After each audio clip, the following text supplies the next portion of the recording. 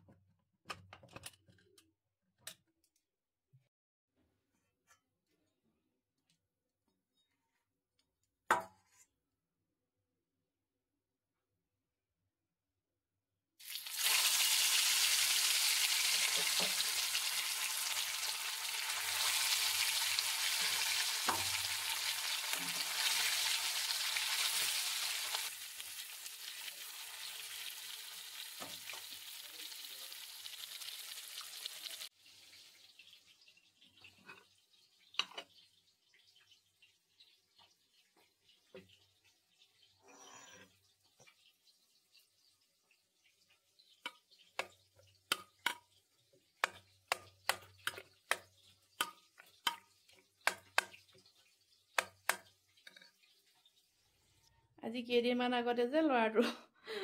লগত সোমোৱা পইচা ওলাইছিলে তো আৰু এইফালে অনলাইন কৰি আনিছিলে এইটো 1 লাখ টকা ভৰাব পাৰি আৰু ই ভৰাই আছে তুমি ভৰাইছা বেটা এইটো কেনেকৈ কি কৰিব লাগে এইটো ৰেট যদি আমি 500 টকা মাৰো 500 টকাটো টিক কৰিব লাগে 100 200 টকাটো যদি মাৰো 100 200 টকাটো টিক কৰিব লাগে ৰেড কালাৰ দি টিক মাৰি যাব লাগে নেকি ঠিক আছে তুমি গাইছ একেবাৰে দাঙি দেখাই দিয়া তোমাৰ 1 লাখ টকা সোমাব ঠিক আছে সোমাই থাকা তোমাৰ নিজৰ কাম কৰি থাকা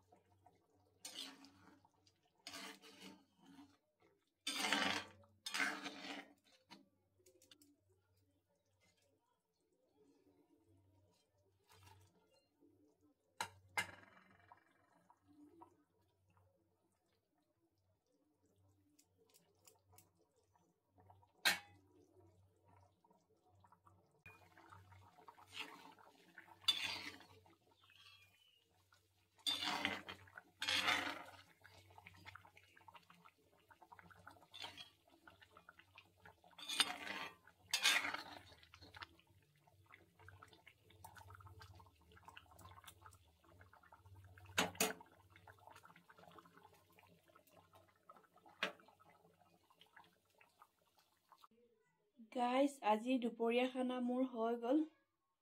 অকণমান আপোনালোকক দেখাই দিওঁ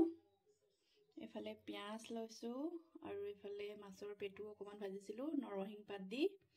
আৰু এইফালে আছে ফ্ৰাই মাছ এইফালে আছে বিট আৰু আজি স্পেচিয়েল আছিলে এয়া কচু শাকৰ লগত মাছ দি বনাইছিলোঁ আপোনালোকেও বনাই খাই চাব গাইজ আজি এয়া আছিলে খানা মোৰ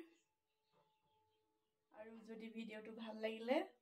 প্লিজ লাইক শ্বেয়াৰ চেনেলটো ছাবস্ক্ৰাইব কৰি দিব গাইজ আৰু এটা নতুন ভিডিঅ' লৈ আপোনালোকৰ ওচৰলৈ আকৌ আহিম আৰু আশা কৰোঁ আপোনালোকক বনাই খাই চাব আৰু কমেণ্টত জনাবলৈ নাপাহৰিব দেই গাইজ বহুত বেছি মৰম দি চেনেলটো আগুৱাবলৈ সহায় কৰক গাইজ আজিলৈ আহোঁ বাই বাই